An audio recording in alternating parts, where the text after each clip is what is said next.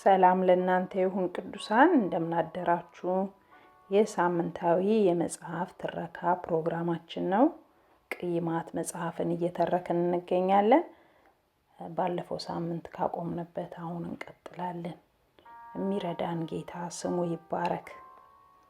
አስተናጋጇ ትኩስ ቡና አቀረበችለትና ሪቻርድ በሁለት እጆቹ ሲኒውን ሸፍኖ እንፋሎቱ የሚረጨውን ጥቁር ቡና ተመለከተው።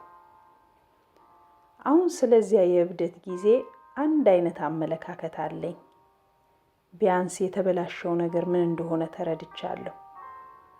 እግዚአብሔርን መጠራጠር የጀመርኩበትን ትክክለኛ ሰዓትና ደቂቃ ልነግርህ እችላለሁ።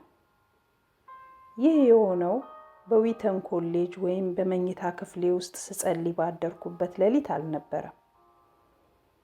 ከዚያም ቀደም ሲል በክርስትና ሕይወቱ ስለተከተለው ገጠመኝ ያወጋኝ ጀመር።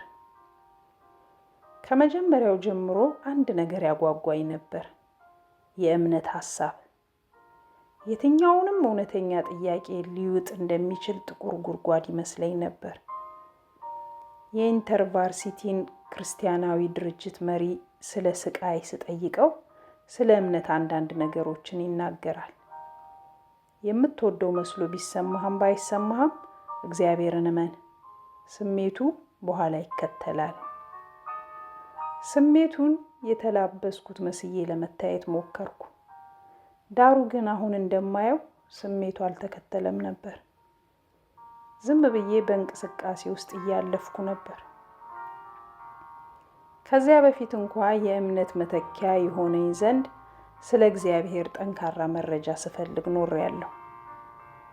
አንድ ቀን በቴሌቪዥን መስታወት ላይ አገኘሁ። በዘፈቀደ የቴሌቪዥን ጣቢያ እያፈላለኩ ሳለ ካትሪን ኩልማን የምታካሄደውን ጀማ የፈውስ አገልግሎት አገኘሁ። የተለያዩ ሰዎችን ወደ መድረክ እያመጣች ቃለ ምልልስ ስታደርግላቸው ለጥቂት ደቂቃዎች ተመለከትኩ። እያንዳንዳቸው ስለ ልዕለ ተፈጥሯዊ ፈውስ አስገራሚ ታሪክ ይናገሩ ነበር። ካንሰር፣ የልብ ህመም፣ ሽባነት፣ ነገሩ የሕክምና ኢንሳይክሎፒዲያ ይመስል ነበር። የኩልማንን ፕሮግራም እየተመለከትኩ ሳለ ጥርጣሬ ቀስ በቀስ ቀልጦ ተሰወረ። በመጨረሻው አንድ እውነተኛና ተጨባጭ ነገር አገኘሁ አልኩ። ኩልማን የመሳሪያ ተጫዋቹ የምትወደውን መዝሙር እንዲጫወትላት ጠየቀችው። መዝሙሩ ዳሶኛል የሚል ነበር። የሚያስፈልገኝ ሲሆን አይደል አልኩ። ከእግዚአብሔር ዘንድ ግላዊ ዳሰሳ ማግኘት። ካትሪን ይሁንኑ የተስፋ ቃል ሰጠች። እኔም ወደዚያ ዘመምኩ። ከ3 ሳምንታት በፊት ካትሪን ኩልማንን በአቅራቢያችን ወደሚገኝ ስቴት ስትመጣ ክፍል ዘግቼ ከስብሰባዎቹ በአንደኛው ላይ ለመገኘት ግማሽ ቀን ተጓዝኩ። በለስላሳ የኦርጋን ሙዚቃ የታጀበው የጉባኤው ድባብ ልብ ያሰምጣል። ሰዎች ድምፃቸውን አጉልተው ይጸልያሉ፣ አንዳንዶቹ በልሳን። በየደቂቃው አንድ ሰው ብድግ ብሎ ተፈውሻለሁ ሲል የሚከተለውን አስደሳች ትዕይንት በተለይም አንድ ሰውዬ ትኩረቴን ሳበው። በቃሬዛ ተሸክመው ነበር ያስገቡት። ተፈውሶ ከመድረኩ ላይ ሲረማመድ ሁላችንም ራሳችንን መቆጣጠር ተስኖን ጮኸን። ሰውየው ሐኪም መሆኑን ሲናገር ይበልጥ ተደነቅኩ። የማይድን የሳምባ ካንሰር እንደነበረበት 6 ወራት ብቻ እንደቀሩት ሐኪሞች መናገራቸውን አስረዳ። አሁን ግን ለመጀመሪያ ጊዜ ቆሞ ለመሄድ መቻሉ ነበር። ከፍተኛ ደስታ ተሰማው። እግዚአብሔር ይመስገን። የሰውየውን ስም ጻፍኩና እየተንሳፈፍኩ ከስብሰባው ወጥቼ ሄድኩ። ከዚህ በፊት እንዲህ አይነት የእምነት ማረጋገጫ አግኝቼ አላቅም ነበር። ፍለጋ ያከተመ።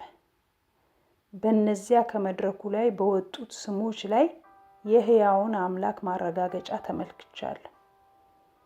በእነዚያ ሰዎች ሕይወት ተጨባጭ ተአምራት ለመስራት ከቻለ ለእኔም ያለ ጥርጥር አንድ ግሩም ነገር አለው ብዬ አሰብኩ። በዚያን ጊዜ ከስብሰባው ላይ ካየሁት የእምነት ጀግና ጋር ለመገናኘት ፈለግኩና ከአንድ ሳምንት በኋላ ወደ መረጃ ክፍል ደውዬ የሐኪሙን አድራሻ አገኘው። ስደውል አንዲት ሴት ስልኩን አነሳች። እባክዎ ከዶክተር ጋር ለመነጋገር ነበር አልኳት። ረጅም ጸጥታ ነገሰ። በመጨረሻም እርሷም ማን ልበል አለች። የበሽተኞችን ጥሪ ወይም ሌላ ነገር የምታጣራ መሰለኝና ስሜን ነገርኳት። ከዚያም ዶክተሩን እንደማውቃቸውና ከካትሪን ኩልማን የፈውስ ስብሰባ ዕለት ጀምሮ ላነጋግራቸው ስሻ መቆየቴን ገለጽኩላት። ታሪኩ በጣም ነበር ያስደነቀኝ አልኳት። ሌላ ግዙፍ ጸጥታ። ከዚያም እያንዳንዱን ቃል እየነጣጠለች በሚሰባበር ድምፅ ባለቤቴ ሞቷል አለች። ይህችኑ አንዲት አረፍተ ነገር ተናግራ ስልኩን ዘጋችሁ። ያ ምን ያህል እንደጎዳኝ ልነግርህ አልችልም። ባከንኩ። እየተንገዳገድኩ እህቴ ተቀምጣ ወደ ነበረችበት ወደ ቀጣዩ ክፍል ገባሁ። ሪቻርድ ምን ሆነሃል ስትል ጠየቀች። በደህና ነው? ደህና አልነበርኩ። ይሁንና ስለዚያ ልነግራት አልችልም ነበር። እያነባሁ ነበር። እህቴና እናቴ ማብራሪያ እንድሰጣቸው ጎተጎቱኝ። ግን ምን ልላቸው እችላለሁ? ሕይወቴን የሰጠሁት እርግጠኛነት በዚያች የስልክ ቃለ ምልልስ መክኗል። ለአንድ ግሩም ሳምንት ሲያበራ የሰነበተው የእሳተ ነበልባል እንደ ሟች ኮከብ ተሰወረብኝ። ሪቻርድ ከቡና ሲኒው ላይ አፈጠጠ። በመሳሪያ የተቀነባበረው ሙዚቃ ከጆሮአችን ከፍ ብሎ ያቃጭላል። ነገሩ አልገባኝም። ይህ የሆነው ወደ ዊንተን ኮሌጅ ገብተ በዲግሪ ከመመረቅህና መጽሐፍ ከመጻፍህ በፊት ነበር አልኩት። ልክ ነህ። ሁሉም ነገር የተጀመረው ግን ያኔ ድሮ ነበር ሲል አቋረጠኝ። ከዚያ በኋላ የተከተለው ነገር ሁሉ ማለት የዊንተን ኮሌጅ፣ በኢዮብ ላይ የተጻፈው መጽሐፍ፣ የመጽሐፍ ቅዱስ ጥናት ቡድኖች ሁሉ ከዚያች የስልክ ንግግር ልማር የሚገባኝን ሀቅ ፉርሽ ለማድረግ የተደረጉ ጥረቶች ናቸው። ሰማይ ላይ ማንም የለም ማለት ምናልባትም በሆነ አጋጣሚ አምላክ ካለ ከኛ ጋር ያሻንጉሊት ጨዋታ ገጥሟል ማለት ነው።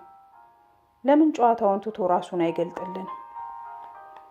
ሪቻርድ ወዲያው የውይይታችንን ርዕስ ስለቀየረው ቀሪው የምሳ ሰዓት ስላለፉት 3 ዓመታት እያነሳን ስናወጋ ቆየን። 3ቱን ዓመታት በደስታ እንዳሳለፈ ሲነግረኝ ዋለ። ተቃውሞ የጸና ቢሆንም እውነትም የተረጋጋ ይመስላል። በመጨረሻም ከምሳ በኋላ የቀረበልንን አይስክሬም እያጣጣምን ሳለ ከ3 ዓመታት በፊት ስለነበረን የፍጻሜ ስብሰባችን አነሳልኝ። ከዚያ በፊት ተገናኝተን ሳናውቅ በድንገት ተገኝቼ የህይወት ታሪኬን ስዘከዝክልን ግማሽ እብድ እንደሆንኩ ሳትገምት አልቀረህም አለኝ። በፍጹም ስል መለስኩለት። የሚገርመው ያንን ጊዜ ፍጹም ከአእምሮዬ ላወጣው አልቻልኩም። በመሰረቱ ያንተ በእግዚአብሔር ላይ ማጉተምተም የራሴን በተሻለ ሁኔታ እንድረዳው አድርጎኛል ስል ገለጽኩለት። ከዚያም ለሪቻርድ ስለ 3ቱ ጥያቄዎች አስረዳሁት።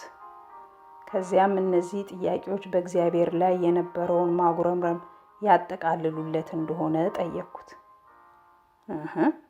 የእኔ ጥርጣሬ የስሜት አይነት ነው። የተታለልኩ መስሎ ይሰማኛል። እግዚአብሔር እኔ ስወድቅ ለማየት ሲል ያታለለኝ ይመስለኛል። ግን ደግሞ ልክ ነህ። እነዚያ ጥያቄዎች ከስሜት በስተጀርባ ቆመው ነበር። አለ ጥርጥር እግዚአብሔር ፍትህ አልባ ነበር።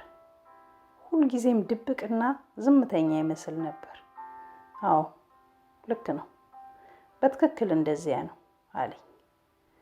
እግዚአብሔር ለምን እነዚያን ጥያቄዎች አይመልስም?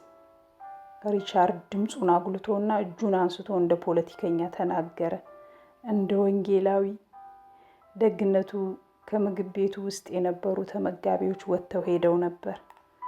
እግዚአብሔር እነዚህን ጥያቄዎች ቢመልስ አንዷን ጥያቄ እንኳን ብቻ ቢመልስ እንበልና ሰዎች ሁሉ ይሰሙ ዘንድ አንድ ጊዜ ብቻ ቢናገር አምነው ነበር። ምናልባትም ዓለሙ ሁሉ ያምነው ነበር። ለምን አያደርገውም?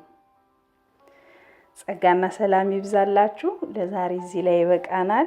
የረዳን ጌታ ስሙ ይባረክ። ሳምንት እንቀጥላለን። ስላዳመጣችሁኝ አመሰግናለሁ።